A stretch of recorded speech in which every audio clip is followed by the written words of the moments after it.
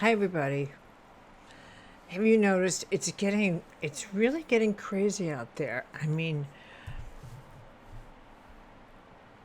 post office, post boxes are evaporating, and things that have never happened before are happening. It's 130 degrees in Death Valley and breaking temperature records, and the virus is completely out of hand in our country. And you know what occurred to me? It's almost as if we're in Never Never Land, but in reverse, like things that have never happened before are happening. We've never had this post office dilemma where little boxes where you post your mail are disappearing. And they're telling you it's not happening, but it is happening.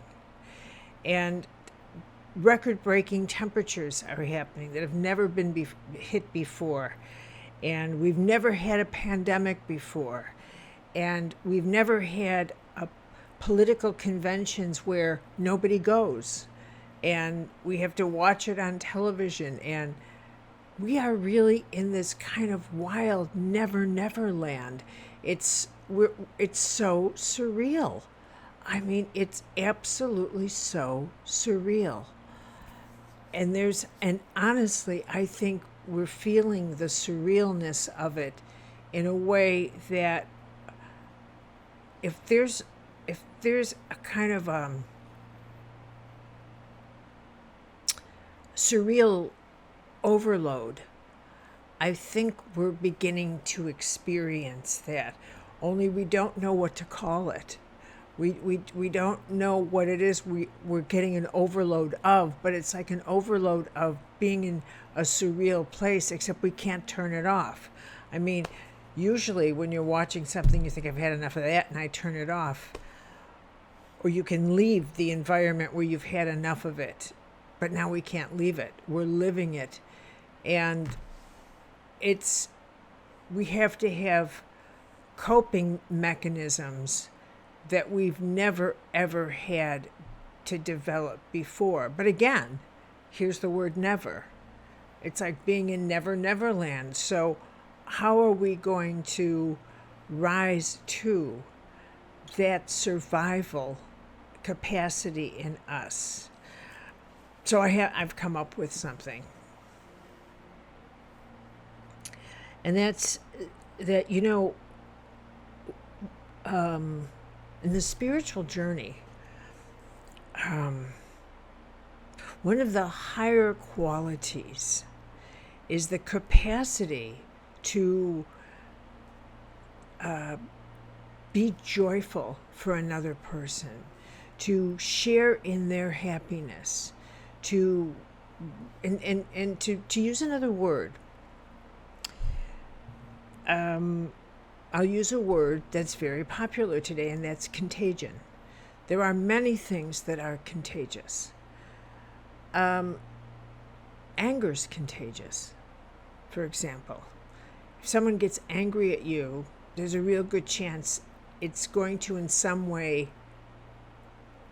affect you. And it's a contagion. It's going to make you toxic in some way.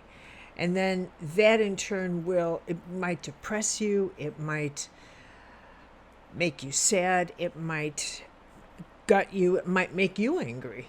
And in turn, the next person you meet, you're not going to be your healthy self. So that contagion is going to continue. And you might take that anger and then just go see someone and say, I am so angry because this happened, and then the contagion goes on. Hatred is like that. Hatred is a contagion. And envy is a contagion. These dark forces are contagions, and they spread so fast. They spread like this virus does. They just spread like that. And we never think about, should I say, another contagion, by the way, is entitlement. All you have to do is say to somebody, you're entitled to that. I am, and phew, off they go.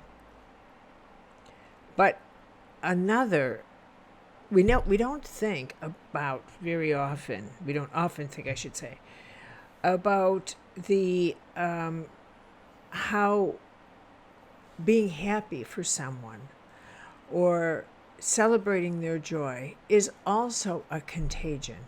How that influences us, or how inspiring someone is a contagion.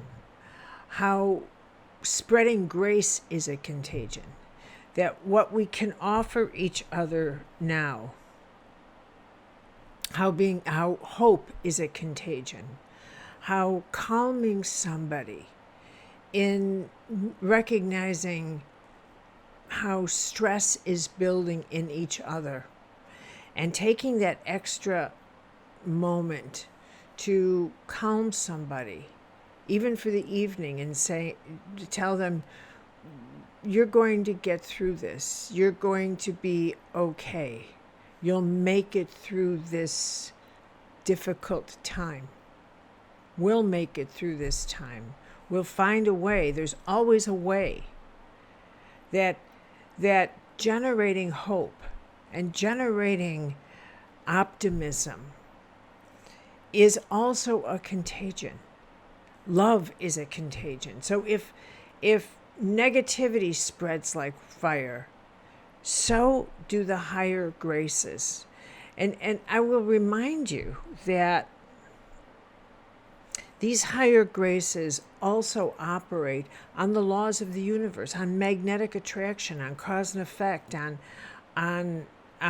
those higher frequencies that in fact generate the very consequences that we are looking for in terms of inspiration, in terms of the kind of support and healing and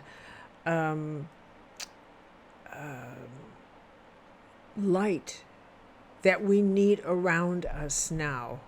That is exactly what we need to get through these very surreal times. I know that I look at the numbers of unemployed people, the difficulties. I see the news, the people waiting for help with their apartments or their rent, their mortgage, and participating in my own neighborhood and supporting people and doing what we can everywhere. And you can feel like it's insurmountable. It's as if it's just utterly insurmountable. But I can't afford to let myself ever think that way. I simply can't afford. I just won't. I look historically, as I always do, and I think about what people have been through historically, wars and the eruptions of what humanity has experienced. And this country's gone through a civil war. This country has gone through the Spanish flu. This country has gone through the Dust Bowl, the Depression. I mean, this country has gone through a lot. And now it is going through an epic transition. A transition that's going to determine whether this nation's democracy survives. And it just happens to coincide with a pandemic, and that is taken out, that is moving the economy, and these forces that come together like this are so extraordinary. Like, what makes that happen? What makes these forces happen? And I can never prove, when I say something like that, it is not an accident of destiny. It is not. You can't ever prove a statement like that. You just can't. But any more than you can prove a statement like, I don't believe the founding fathers were born at by accident together, any more than I believe that the cluster of genius that incubated at the beginning of the Renaissance was an accident. I don't believe these things are accidents. I think they are these magnificent, but there are acts of perfume, and there are acts of cologne, and there are acts of eau de toilette. That's how life moves on. And sometimes those incidences that come together that are explosive changes are incidents of accumulated karma, of accumulated forces that in fact force epic-sized changes. And that's what we're living. That is what we are living. And during these passages, everything gets enlarged. Everything. But at the same time, when you think about being in this kind of never land, it's also that opportunity to think, well, if I'm in never land, what should you allow yourself to do that you've never done before? If you thought, well, I've never tried this and I've never done that, this is your time to do that. This is your time to close the door on your limitations and to say, I've never allowed myself to try these dreams that I've had, or do this or do that. Well, now's your time. That's what this kind of looseness in the atmosphere is also about. It's enormously creative. Like it is destructive, it is also that kind of creativity. It's that kind of never land sensation that, this has never happened before. Well, it also means that the things you've never done before can be done, can be tried. The things you've never allowed yourself to think about. This is that kind of moment. This is that kind of moment. And that's a reason for extraordinary imagination. Extraordinary imagination. Don't allow yourself in this unusual, surreal time to fall into despair or fall into nostalgia too much, or feelings that we're not going to be able to recover. Not only will we recover, this is that opportunity to create what has never been done before. Never. In Never Land, to create something that you've never thought of before, never done before. Tomorrow I start recording my book on prayer. And it strikes me, I've never done that before. It's a perfect project for Never Land. But it sounds so odd to me, really, when I think about recording prayers. Who records prayer? But at the same time, maybe that is a way people want to listen to prayers. I mean, we're going to do a prayer app, and maybe that's in keeping with the technology today. Some part of me, this old-fashioned person that I am, it seems so odd to me that someone would have a prayer app. And yet people are asking, can you do that? And so we're going to do that. But I can't tell you how odd that is to me.